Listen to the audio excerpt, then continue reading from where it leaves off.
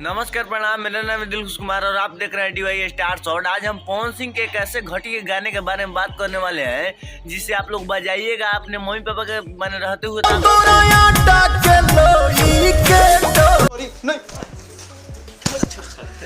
इतना घटिया गाना है।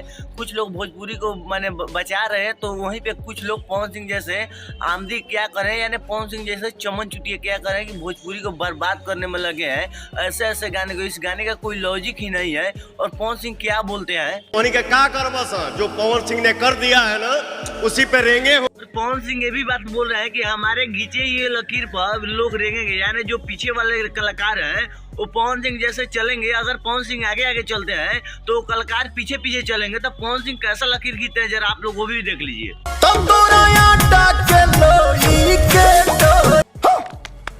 बताओ ये कौन लकीर है जी?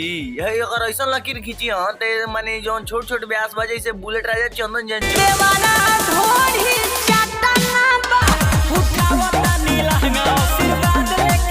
चल ये तो पवन सिंह के माने नाता में बापे लगी भैया जी काहे कि इनको सब फास्ट बड़ा सही से गाना गाँव में। और पवन सिंह माने इतना बड़ा है, यानी अपने आप को किंग बताते हैं। साले का खोपड़ी तोड़ खोपड़ी। और किंग का क्या यही काम है, यही घटिया। अगर आप लोग को अपडेट कैसा लगा आप लोग इस गाने के, ये गाना क्या है भाई? इस गाने का कोई माने मतलब ही नहीं बनता, आटा के लोई केटोई।